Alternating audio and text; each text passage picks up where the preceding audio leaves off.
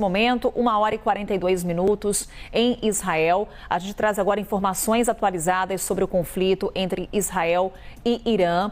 As Forças Armadas iranianas disseram que vão intensificar os ataques contra Israel nas próximas horas. Américo Martins, e há pouco também trazíamos a informação da mídia israelense de que o Irã é atacado agora. As cidades localizadas ao oeste do país são, nesse momento, alvo dessa artilharia, dessa ofensiva, Américo. Exato, Carol. Uma informação, inclusive, que foi confirmada pela mídia estatal iraniana, afirmando que as forças iranianas estão de prontidão também no oeste do país. Israel continua atacando, inclusive durante o dia, vários alvos no território iraniano, e na manhã desta terça-feira nós também tivemos ataques iranianos contra o território israelense. Segundo o Ministério da Defesa de Israel, foram os menores ataques nesses 5 dias de conflitos. Alguns dos mísseis iranianos conseguiram furar as defesas antiaéreas israelenses, causando alguma destruição, mas felizmente sem vítimas. O Irã não atualizou o número de pessoas mortas ainda nesse conflito, mas Israel tem continuado os ataques de forma praticamente incessante. E a retórica entre os dois lados continua muito acirrada, Carol. Hoje pela manhã, o ministro da Defesa de Israel, Israel Katz, disse que o Ali Khamenei, o chefe supremo do Irã, deveria tomar cuidado para não acabar como Saddam Hussein acabou no vizinho Iraque. Foi a mais clara declaração do regime, do governo israelense, de que existe uma tentativa de mudança de regime no Irã, que além da intenção de destruir as instalações nucleares iranianas, um dos objetivos não declarados de Israel seria uma mudança de governo no Irã. A gente já teve ontem, inclusive, informações de que o presidente Donald Trump teria vetado um plano israelense para matar o líder supremo iraniano Ali Khamenei, que está no poder desde o início da década de 90 no Irã. Vários membros da cúpula iraniana, inclusive das Forças Armadas e assessores diretos do Ali Khamenei, morreram já desde o início dos ataques. Então existe a possibilidade de que Israel de fato tenha planos para assassinar e derrubar também o regime dos ayatolás. O Irã também respondeu na mesma medida, dizendo que vai intensificar os ataques contra Israel e fez condenações contra os ataques israelenses, dizendo que eles desrespeitam a legislação internacional. No meio de tudo isso, Carol, uma informação muito importante, o presidente Donald Trump já voltou do Canadá, já chegou a Washington, onde ele vai ter várias reuniões hoje. Ele interrompeu prematuramente a sua visita ao Canadá durante a reunião do G7 para voltar aos Estados Unidos e, segundo ele mesmo, lidar com os assuntos do Oriente Médio. Ele usou as redes sociais para negar uma informação que tinha sido dada pelo líder francês Emmanuel Macron de que a volta do Trump estaria relacionada à negociação de um cessar-fogo entre Israel e Irã. O Donald Trump disse nas redes sociais que essa informação estava errada e que ele estava em busca de algo muito maior do que um cessar-fogo. Na própria viagem dentro do Air Force One, o avião presidencial americano, o Trump falou com jornalistas e ele deu algumas declarações muito importantes. Em primeiro lugar, ele disse que quer uma solução para essa crise. Não quer um simples cessar-fogo, quer acabar com a crise de forma geral. Também disse mais uma vez que o Irã simplesmente não pode ter uma bomba nuclear. Ele parece estar se encaminhando, Carol, para dar um ultimato ao regime iraniano.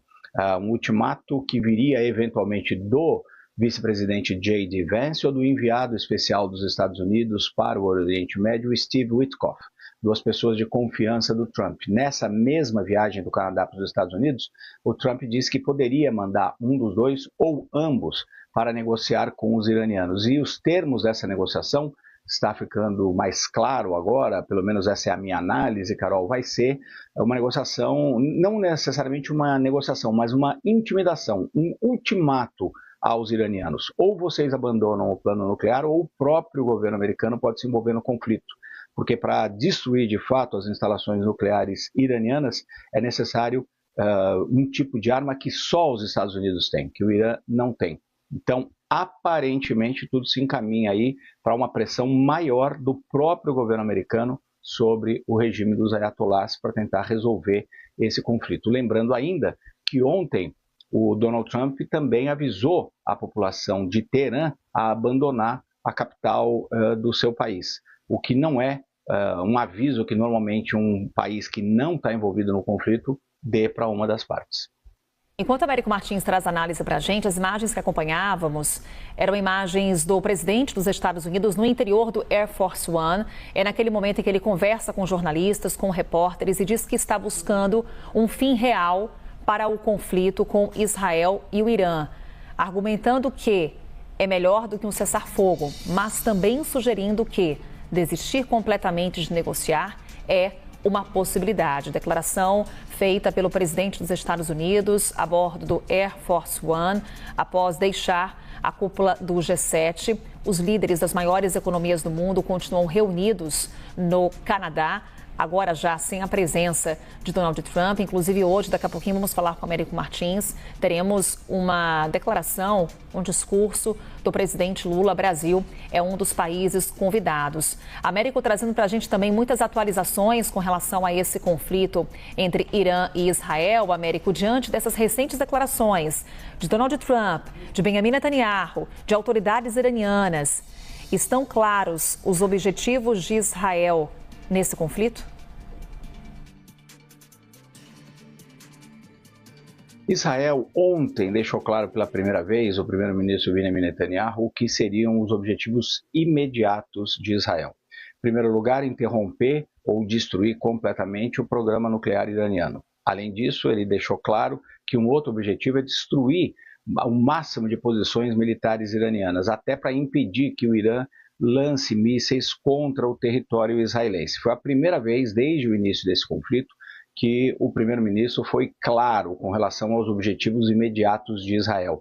Mas está ficando mais claro que parte, pelo menos, do governo israelense quer, sim, a mudança de governo, a mudança de regime no Irã.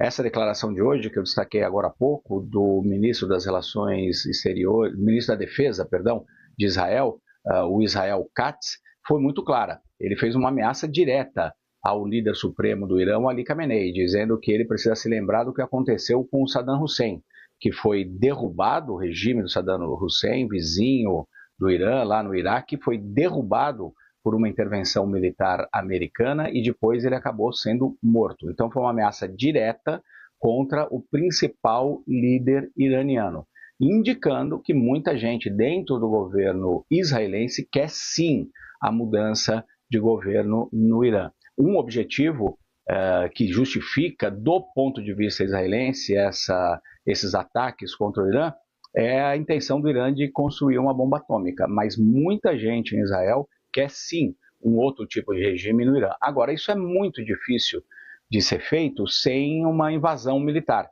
Foi isso que aconteceu, por exemplo, no Iraque. E Israel não tem condições e nem planos de fazer uma invasão militar no terreno no Irã. Mas uma intervenção direta dos americanos, como esse ultimato que o presidente Donald Trump parece estar se preparando para dar para o Irã, aí sim poderia ter algumas consequências mais graves. Então, basicamente, se esse ultimato de fato for adiante e o Irã aceitar abrir mão do programa nuclear, seria justamente para manter o regime, manter o Ayatollah Ali Khamenei no poder, assim como os outros ayatollahs e os outros militares que dão suporte ao regime.